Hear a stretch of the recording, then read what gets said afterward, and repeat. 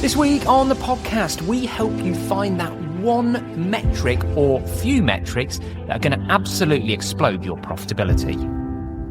Welcome to the Profit Cash Growth Podcast. This is the podcast for 6 and 7 figure business owners who are looking to grow a financially successful business. My co-host, Claire Hancott, is a finance director, chartered accountant and entrepreneur. And every week, I'll be exploring guidance and frameworks designed to help you increase your profits, improve your cash flow and grow your business. So, Claire, this week I have finally got you onto one of the world's best vacuum cleaners, haven't I? Have you? What have I got, a Henry? You've just taken delivery of your first Henry, haven't you? Oh, I've managed to move you away from battery cordless vacuum cleaners and onto a world-leading brand. Well, no, I feel like we've gone backwards. I don't like this. It's got no buttons on it. It's just got like an on and off button. There's no digital display. There's no LEDs. There's nothing fancy. It's no turbo. I honestly think that honestly, that battery one you had before does not have any form of turbo attached to it. It didn't even suck up, did it? Let's be honest. No, it was quite rubbish. It's terrible. Anyway, this got me thinking that, because we're going to talk about a few things very UK-centric today, and it got me just looking into Henry, because it's been around for a long while, or it feels like it has. And when did it come out? In the late 60s? It came out in 1981. Oh, okay. And they're a UK company based in Chard, Somerset, in the UK.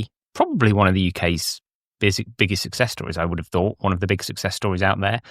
And isn't it amazing how, I don't know, like there you are slagging off a Henry, so to speak, in the modern world. But like it is like, it's still the go-to vacuum cleaner of the commercial world. Like it is the go-to. Like every office place that you have, like the reason that I bought it is that our cleaners like almost demand that's the vacuum cleaner they get, because it's like the one that actually works. It's so powerful. It sucks up like you could not believe, and cleaners just absolutely love it. They've sold over 14 million Henry vacuum cleaners since its inception. Do you know what though? That's not that many. So how long have they been going now? What, like nearly 50 years they've been going, and only 14 million. And do you know what their downfall almost is though? Is the fact that they're so robust. Like, well, it is. They last so long. And that's their kind of their sales pitch, isn't it? How much do you think they turn over in revenue? Just Pneumatic International, who only produce the Henry. That's all they produce, one product. 100 million a year? £234 million a year. I mean, it's quite clever, actually. Whoever decided to put eyes on the Hoovers. That's what they say is the key thing. It's notable for its face. It's great marketing, isn't it? Yeah. But it is interesting that, like, you know, there it is, corded and with a bag. It's not even bagless, is it? No, the red ones don't have bags in them, I don't think. No, the red ones do. That's what I've just bought you. Oh. They all have bags, yeah. It's bizarre. Like, they don't do a bagless one, as far as I can see. But yeah, great sort of UK... craze. Because you can now get a little Henrietta for your car as well, can't you? Yeah, exactly. A little mini car vacuum. And they buy the kids ones, don't they? Yeah. For kids to learn to... It's genius marketing, because they've taken it's always in pink as well, isn't it? A really boring lifestyle object and turned it into some sort of marketing cult thing that people would post cute pictures with their Hoover just because of the eyes and things like that. So yeah, very, very clever marketing perspective. But if they hadn't made them so robust, then potentially their turnover could be double. You see, it is quite good. I mean, if they're turning over 234 million, do you know what the total value of the whole UK residential vacuum cleaner market is? No idea. 310 million. Do you know what? I've got no idea, Simon, because it's possibly one of the most boring questions that anybody's ever asked me. Well, we're a business podcast, so, you know, we've got to talk about these things. Anyway, all right, I'll move on to something else that I also read this week, which you might know the answer to some of these stats, but again, it never ceases to shock me when I hear it. How many companies are there in the UK in total?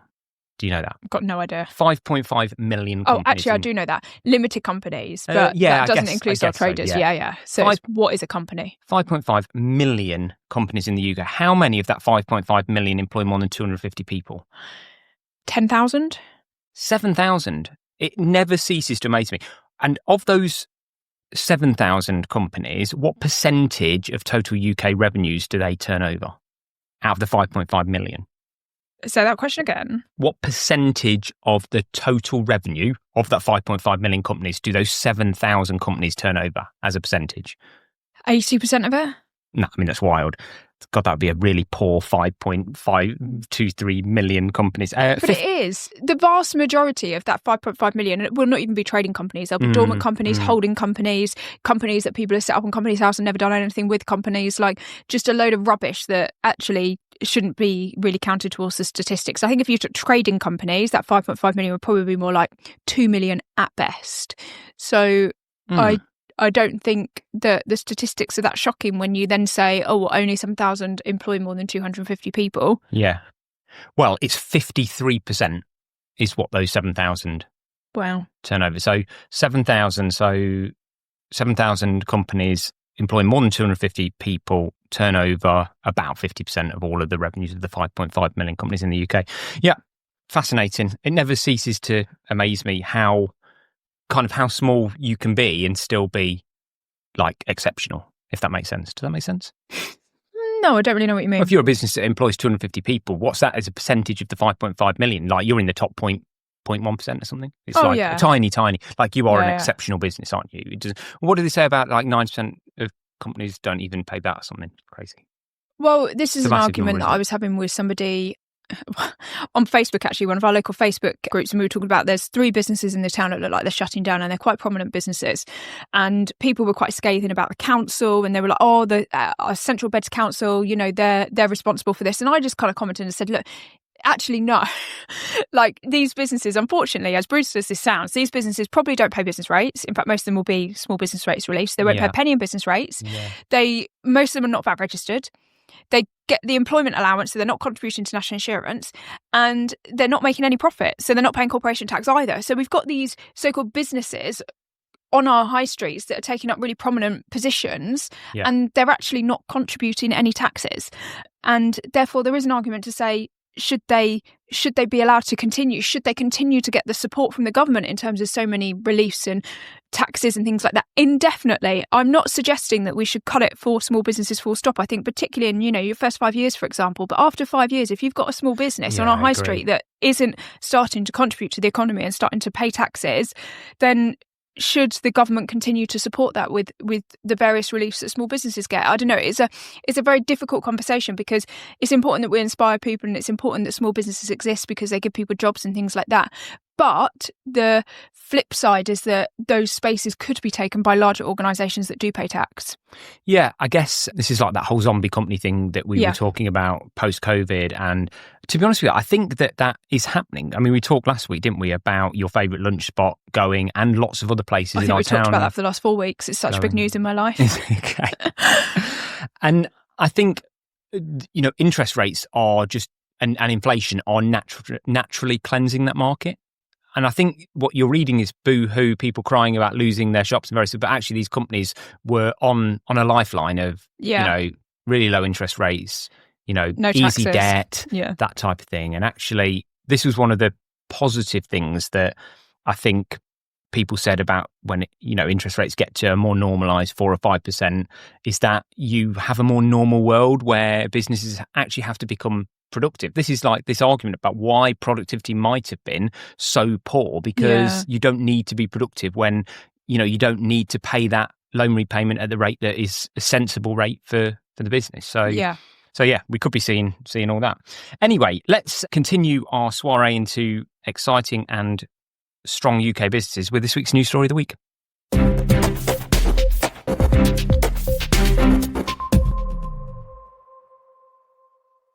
So I found this one pop up this week, Claire. Really interesting one. Not really so much of a news story as a new product that's just come out. But the headline was Cool Can. Yes, Cool Can. The world's first true self-chilling beverage can. And this is fascinating. So this is a guy in the UK, almost feels like very James Dyson-esque, and his name is James. This is really weird. This guy has been trying for, I don't know how many years, but he's done over 500 iterations of this invention. Basically what it is that he has created a can like you would buy a normal can of beer or whatever in the supermarket, and it's got like a little power button on the underside. Basically, you don't need to chill your drink. You buy the drink, you just press this button underneath it, and within 2 minutes, the drink goes from room temperature to sort of 4 degrees, 2 to 4 degrees. Genius. Absolutely genius. And this is the first thing that sort of struck me was I thought, do we really need this? But the story says that for decades, some of the world's biggest drinks brands, including Coca-Cola, Carlsberg and Heineken, have invested millions trying to achieve the impossible, a self-cooling can, and they have all failed. So he has absolutely cracked it. He's raising various bits of funding, and guess what? He's now got every Tom, Dick and Harry knocking on his door to try and pick up his invention. But a few interesting things. So zero electricity required with this. You just press it, chill and enjoy. Works in under 2 minutes, so no waiting. This amazed me. It's 100% recyclable, which is really interesting that he's thinking about, like eco-friendly and fridge-free cooling. But so many things that we buy, like supermarket products, for example, they all say that they're recyclable, but actually local recycling centres can't cope with them. Yeah, I guess that's a local country or council or an issue that we have with our ability to our choice to recycle versus the product being recyclable. They're two different things, aren't they? No, because it's like, I don't know, Tetra Pak's a really great example of that. Tetra Pak is, got recyclable, like there'd be like your cardboard milk cartons and things like that. Yeah. They'll all say that they're recyclable, but they're not, because each of the components is recyclable, isn't it? Yes, but no recycling centre processes that from a recycling perspective. They have to go to a specialist Tetra Pak recycling centre. So I think it's just a bit dubious when people say things are recyclable. No, I agree that you've got to invest in huge, machinery that sorts through that recycling to be able to recycle these certain things. And most places, they're not doing that. But that doesn't mean that technically you can't quote unquote claim it's 100% recyclable. So now he's got interest from Coke, from Carlsberg, from apparently M&S as well. So M&S is like the home of the tinnies, isn't it? When you going out for like a day on the train or something like that, and you always get like cocktail tinnies. Now, the key to all this is about saving on the cost of electricity consumption of chilling drinks. So I guess in some utopian world, the idea is that you don't have the refrigerators in any of the stores anymore. You pick your can up and you just chill it per can and away you go. And it's because, and I didn't know this, and I know you've disputed this figure, but I'm reading this off the news story. It is beverage refrigeration accounts for 17% of the world's electricity consumption. Which I just said was absolute rubbish. There is just no way that's the case. Yeah, I think it's like 70% of energy consumption in the UK is in industrial and commercial settings. So, therefore shops would be included in that. But when you go to a shop, like how much of a space in like a typical corner shop, for example, is taken up with chilling beverages? It's not that much. Like they've got sandwiches, they've got butter in there, they've got all sorts. And then most of the commercial settings will not have any thing at all to cool drinks. So I think the figure is quite skewed, but nonetheless there is obviously an environmental impact on it. And then also just in terms of like sales of drinks, I imagine sales of drinks would increase if people could, I'd probably always have like a couple of cans in my car and a couple of cans in my handbag, and I'd just be like walking around with them everywhere. You don't want to drink a warm drink, yeah. If you could just chill them instantly, then it'd be happy days. What I love about this though is it's British. Yeah, he is British. It'd be interesting one to watch. What they don't touch on at all is cost. Yeah, that was a conversation we were having, isn't it? Is how much, bearing in mind how does a can this fit commercially into the model? Yeah, when a can is, most cans are pushing sort of £1, £1.50 now, up to sort of £2.50 plus for like a premium soft drink now in a can. How much extra cost is this going to put onto it? But at the premium end of the market, I don't think people necessarily care about price, so it's got a lot of legs from that perspective. But yeah, it will all come down to cost. But if they can get volume, then absolutely, with the likes of Coca-Cola and people like that interested in it, without a doubt, they'll be able to get the cost down. But what I think will be really disappointing to see is that it will probably be another classic great British invention that gets bought up by a European or American organisation and no longer belongs to the UK. No doubt. I mean, if they're the big interests, Coca-Cola and Carlsberg, these guys, apart from M&S, I'm sure they'll all get outbidded. So yeah, absolutely. The geek in me is disappointed that there's not more details about how it works, because I'm just fascinated. But I'm guessing, with patents and various other things, he's not going to want to go into any of that detail. So yeah. Great. Well, let's move on this week to our deep dive, which is how to find a metric that it drives your business's profitability.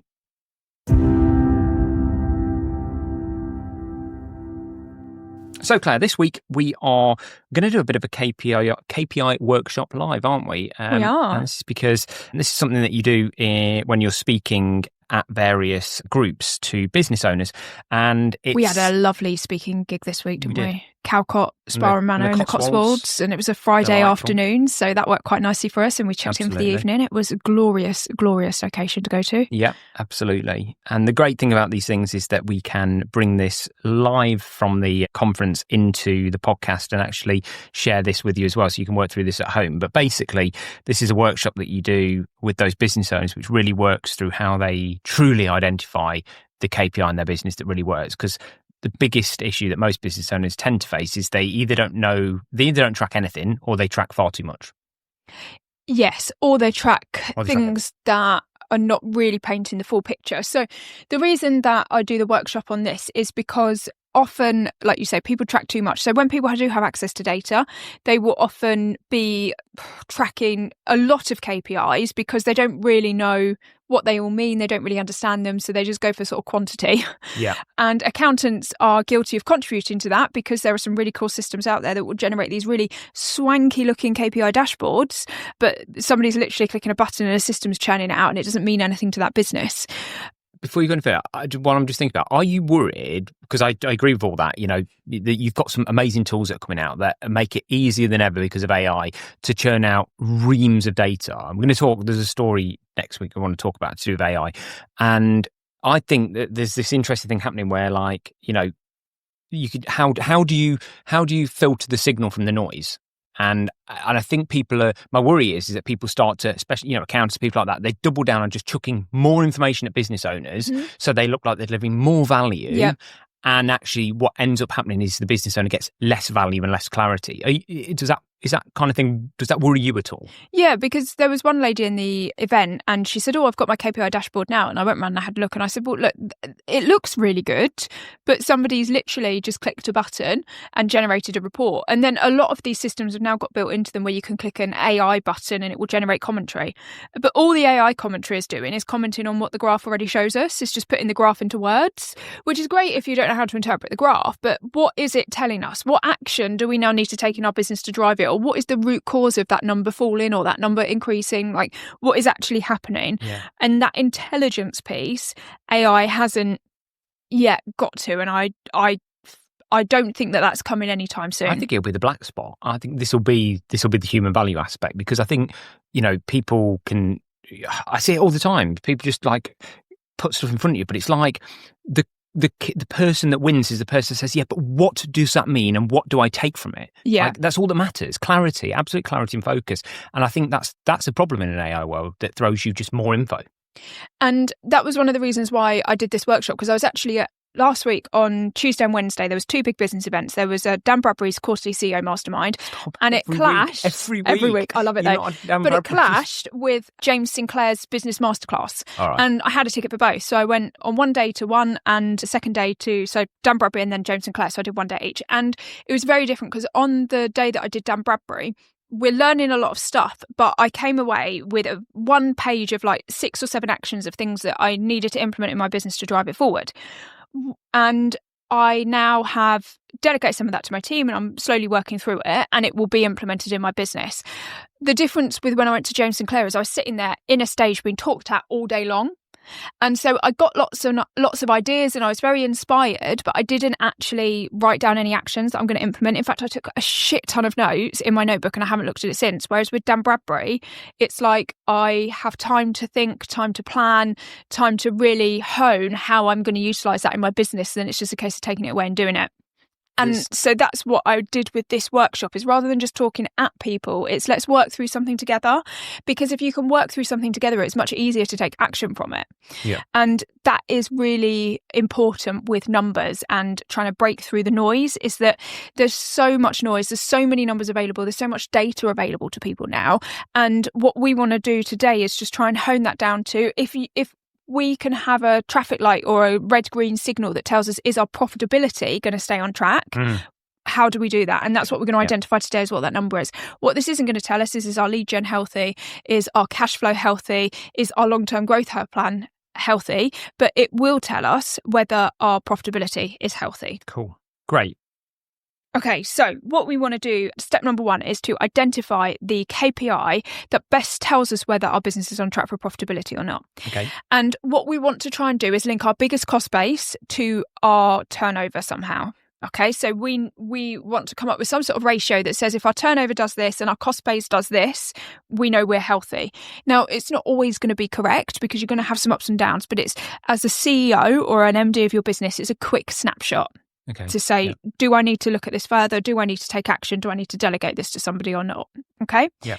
And also what it can be really helpful of is those sessions with your team, making sure that your team are aware of this number. And it's just those ideas of how do we just notch this up like a little bit at a time? How do we keep this number moving in the right direction? Okay. So give me an example.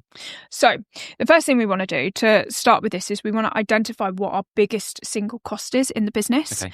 So it's different depending on what type of business you've got. My business has people, without a doubt.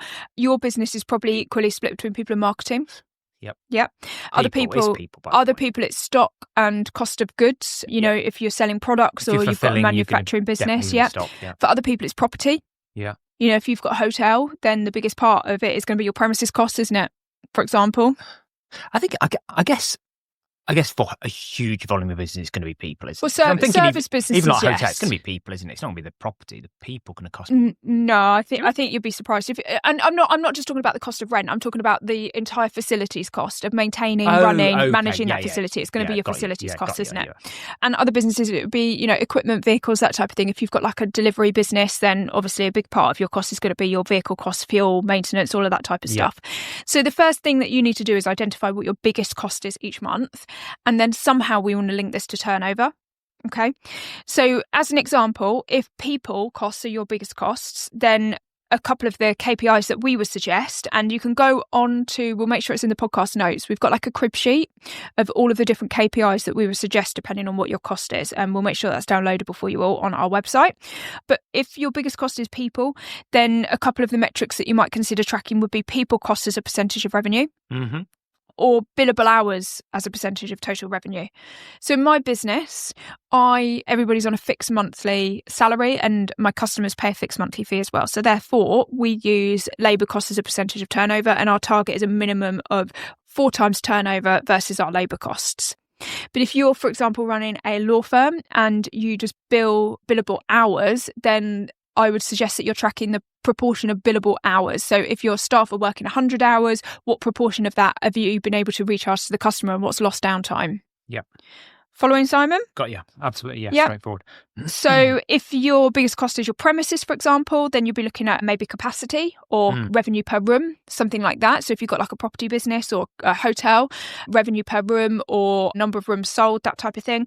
If it's advertising, then you'll be looking at a lifetime value from customers or the number of months it takes to earn back your customer acquisition cost. All of those types of metrics. So you can see how what we're doing is we're taking our biggest cost in the business and tying it to turnover. Perfect. Great. So we can always see what the ratio between those two things are. Because if you can keep those two things on track and your pricing's right up the front end, then ultimately your profit's going to stay on track. Okay, perfect. Great. Does that make sense? Yeah, perfect. So that's how we identify our KPI. We're looking for our largest cost and we're tying it to our turnover as a percentage. What do we then do with that? Not always as a percentage. It could be a ratio, it could be a number of months, but it's just, it needs to have a link to your turnover somehow. Okay. So as an example, if it's not, it's not always going to be a percentage. So for example, an example I gave would be if you've got a very high marketing cost, then one of the KPIs I would suggest would be months to earn back your customer acquisition costs. So we might say on average it takes 6.2 months for us to back our customer acquisition costs. Understand. Got you. Yeah. Got you. So it's still got a link to turnover, but it's not necessarily a percentage. Yeah, good. And then you can put a parameter around what that should look like each time you analyse it. Got you. Absolutely. Okay, got you. Yeah. Okay. Now, the problem with just having one KPI, particularly when you're like a 7 or 8 figure business, is that it can hide a lot. So you might have a product line or a range of customers that's losing you money, but you might have some that are really highly profitable. You put them all together and the business looks great. But you've got to be able to dive between the scenes. So step number 2 is that you want to segment your business. Okay.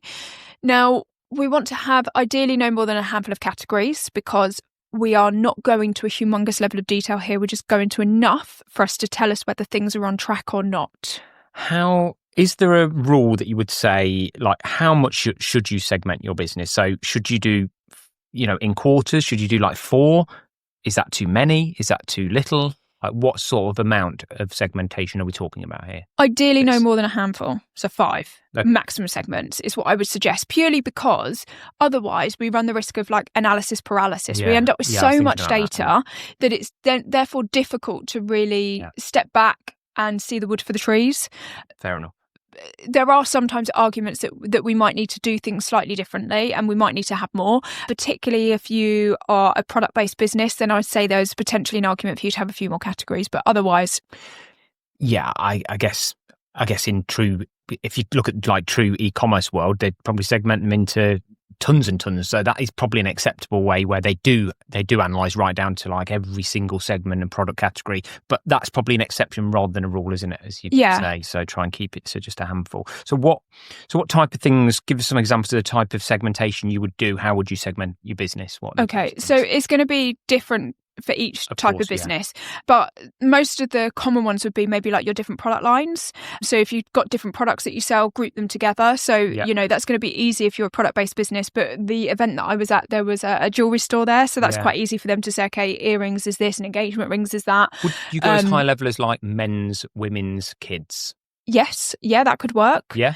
Because then you're looking at that was very specific. Different demographics. I'm trying to think. If you say product, you said don't fall into analysis paralysis, but the example you just gave would go into like earrings. Before you know it, you've got 100, you've got 150. Yeah, absolutely. Yeah. Whereas I think if you're looking at product-based businesses, I'm trying to get people to think about that next level up, and that next level might be segmentation by demographic, which is men, female. So product lines is probably the easiest place to start, but then the other thing is customers, and it could be customer types, so where you've just said like men's, women's, kids, because they've got different buying habits, they generally buy different products, things like that, different marketing campaigns potentially. But also a common thing that I often see, and one of the things that we do is track people by lead source. So we group people by the source that they come through, because for example, if we get a customer on LinkedIn, they generally have at least a different sell journey and a different like sort of 6 months with us. First 6 months they tend to want different things, need different things based on somebody that, for example, has come through Google or word of mouth. So again, it might be customer demographic, it might be customer source, it might be customer age. There could be lots of different ways to group customers together. Is it a problem to not know the answer, go down one route, try one, see if it gives you any value, and then move it and try a different one? Because I'm guessing some people go like, I don't know. I'm listening to you thinking, I don't know. Yeah. So for your business, for example... Do I group trousers together and T-shirts together? Do I group men, women, kids? Do I group by like... look, I would say just do something. Pick something. Just sit down, put a bit of thought into it, but pick something. Just start somewhere. And that's the main thing, is you might start somewhere and you realise that actually, this isn't giving you the insight that you thought it was going to give you, and you'll switch to something different. But start somewhere, because you'll learn a lot from just doing this process. So segment your customers, your products, your services, whatever it is for your business. Another example we had is there was a letting company in the room, and they were talking about the different types of lets that they have. So there's normal residential let, they had student lets, they had HMOs, because all of them were a slight different makeup. Yeah, they would have different cost bases. So they would then have different margins. Absolutely. So, from a customer perspective, all of the customers were identical. They were just landlords, but therefore it was the product that was being sold that was different. Okay, great. So you want to split your business into roughly 5 segments, no more than 5 ideally. And what you want to do is you want to track that KPI per segment. Okay. So I'm potentially, right now, I might be tracking my labour to turnover ratio within the men's category of the sale, for example. I mean, yes, for example, yes. It wouldn't be any. Absolutely. But you know what I mean. Okay, fine. Next, we are... Okay. Now, we've done step 1 and step 2. Yeah. The issue with most accountants, most finance people, is that's where they stop. Okay, so we've identified a KPI, now we're tracking our KPI. Okay. Great. But immediately my brain's going, I bet people have just had like that mic drop moment and they're like, oh yeah, but that's just like, basically all the work I've just done is pointless. And I think, if I don't take the next step. Exactly. Okay, and this is what most finance people, and I've been guilty of it in my career as well. Like, my job was to report numbers, so that's what I did. You asked for these numbers and I gave you these numbers, but really the magic is now going to happen. And my point is that what's happened so far, you should be able to delegate to a finance person. Yeah. What we're going to do now is the business owner's responsibility. And this is where if you've got a really good finance person, they'll help you through this and they'll deliver data that will help you with this next step. But really, as the business owner, or your team in the organisation that know the business and know why the numbers might be moving in a certain direction, this bit is for you. Yeah. The good thing is, this bit's the slightly easier bit, if you like. So what we're going to do now is we're going to take our segments. We've got a handful of segments. We've got a KPI for each segment. We're going to look at what our best performing segment is, and we're going to try and identify 3 or 4 reasons why it's our best performing segment. Okay. So, for example, let's take the letting agency, because it's kind of linked to what you do as well. So letting agency, they were saying that their best performing segment, so the KPI that we were using for them was the number of bedrooms or the number of properties managed per letting agent. Okay. So how many properties each of their team member could manage. Yep. Okay. And which I can really resonate to that, because you put the label against it, because in that world, as I know, like they talk about this 100, a single property manager should be able to manage 100 properties. Yeah, that's like the should be. So therefore, you've got a bit of an idea what kind of good might look like. So then you can know whether you're tracking where you need to be. So that's a good KPI to track in that industry. And she said, and then I started saying, okay, so why are those properties really easy to manage? So we looked at the highest performing category, which is 3-bed semi-family homes. Okay. Why are those properties really good to manage? And she said, well, they just don't cause much hassle. And it's like, okay, but why? What is it about these properties that mean that they don't cause a lot of hassle? And when we drilled down into it, she was like, well, they tend to be families in there, and generally they're very stereotypical here, but generally there's a man in the household. So, if there's a little bit of like basic DIY and things like that, the man tends to take care of it rather than calling the letting agent. They tend to stay for a long time. They tend to maintain the property. So all of a sudden, we've now come up with 3 or 4 reasons as to why these properties consistently pay them revenue every month, but don't demand much service from them. And I think you've just picked on something there, which is more like a mindset or a skill set about that you can apply to lots of things. But I love it. I call it like the why method, which is never stop asking why until you can't get an answer from that why. And what it does is it ends up taking you to the second and third course consequence rather than the first course consequence, because as you just said there, that's a really good example, which is, okay, 3-bed semis, they're easy to manage. That's just like that's a consequence. But why? Oh, well, and people start to give you nuggets of information that helps you build a better pitch for that. Oh, because it attracts families. Oh, why? Because there's a husband or whatever else, and he tends to tend to some of the maintenance. Why? And then it's like, before you know it, you're like, right, great, now we understand in much more detail what's driving that. I love that. And what we now understand is, we did a similar, so once we've done that with our best performing category, we do exactly the same thing with our lowest performing category. Okay, which in this instance was HMOs, and they have quite a high turnover, and generally the people stay for a short amount of time. They don't really care about the property. There is a bit of a stigma attached to HMOs. And so all of a sudden we've identified with this business that in order for this business to be more profitable, the type of tenant that they're placing is incredibly important. I sat next to the business owner at lunchtime, and she was telling me about her business, and she talked a lot about the landlord, and she said the type of property that we get is really important, the landlord that we get is really important. But what we've just sat down is analysed their numbers and understood that actually the reasons why your lowest area of your businesses are not profitable is to do with your tenants, not your landlord. So everything she thinks about her business and what makes it successful is not what's making it profitable. And when you then therefore start to think, okay, how do we grow our business? Where do we focus our marketing efforts? Where do we focus our efforts on growth? Because everybody's time is limited. As business owners, we've all got a million ideas as to how we can grow, but which one do we choose? And we want to be clear on what is the most profitable area, because that's where we want to focus the growth. Interesting. Okay, great. Okay. So we're going to sit down and we're just going to come up with a handful of reasons why our most profitable segment is our most profitable, and why our lowest performing is our lowest performing, and to see what we learn. Using the why strategy. Exactly, using the why. I like it. And then off the back of that, we're just simply going to clone a success. So we're going to say, what is it about our highest performing category that we can apply to other areas of our business? And what is it about our lowest performing segments that we're going to try and weed out of the rest of the business? Great. So therefore, you've got an action plan to take in 2 different. One to effectively double down on what's working, smell what sells, and one which is to create efficiencies, weed out problem areas and go in that direction. Yes. You do that for a period of time. You do your plan, do, check, act. Yep. Which, explain what that is for anyone that hasn't heard you talk about that. PDCA, so plan, do, check, act. You plan what you're going to do, you do it, you check how it went, and then you take action. And it's just a circular process. You keep going round and round in circles. So it's just constant iteration of improvements. Perfect. What I would say is when you're doing this analysis as to the handful of reasons why something is profitable or not profitable, ignore any outliers.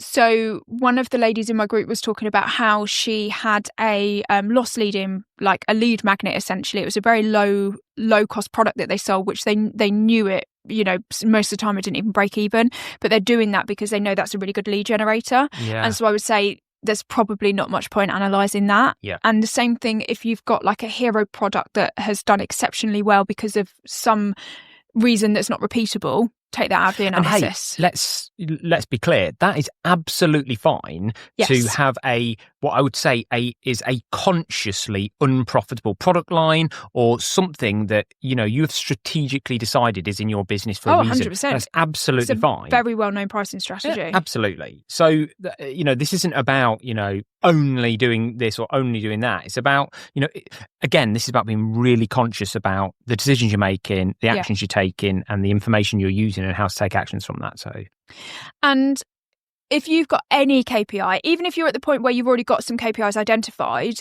just go through this process of identifying the top one and the bottom one in your segments and asking why, because that's where the value comes from, not from just looking at the number. Yeah.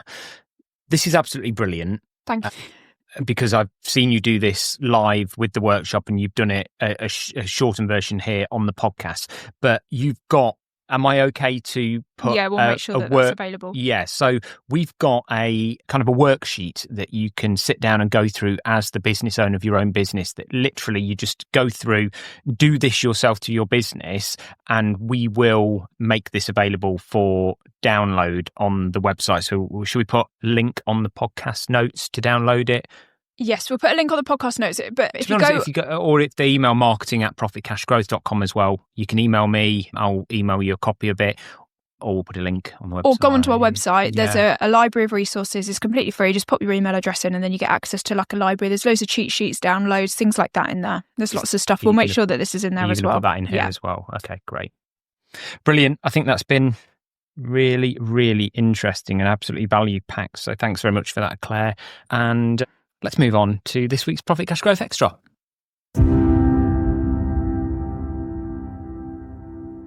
Oh, it's been a good week, hasn't it, Claire, for TV for us. We don't watch a huge amount of TV, so we have to be very selective about the quality of what we watch. So much so that we had to sign up to a new streaming package this week just to watch it. We got Paramount Plus, which I can't say I've ever seen anything that I really want to watch on there, but a brand new series of Dexter. It's amazing. Oh my goodness. I mean, I loved Dexter when it came out. It's probably like knocking on 20 years old now. But yeah, Dexter Resurrection it's called, isn't it? And I think we've got literally one episode left. No spoilers allowed. But if you liked Dexter when it originally came out, oh my goodness. This is better. I feel like these things, you feel like when they've milked these series, because it's had a lot of series and spin-offs. I watched the one before as well, what was the one where he was in the Dexter? I can't remember the name of it. Oh, the ice one, where he was in the cold. Oh, I can't remember. Anyway, that one's available somewhere, but I think that's on Netflix or something. But if you're not, just get back into Dexter, because it went away for a while and they've done another couple of seasons recently. Find them out. Paramount Plus, you can get like 6 months for free with Apple, can't you? Or something like that. But Dexter Resurrection, it's just absolutely gripping TV. I absolutely love it. So thanks for joining us for another week's podcast. As always, if you feel like you might have outgrown your accountant and you'd like to work with Claire and the team at Profit Cash Growth, just nip over to the website profitcashgrowth.com. On there, you can book a discovery call. We can do a free health check of your business, or you could just add Claire on LinkedIn and DM you directly if you want to have a little chitty chat. And as always, please rate, review and subscribe, and just share this episode with any business owners or friends that you know that will get value from this KPI workshop. And we will see you again next week.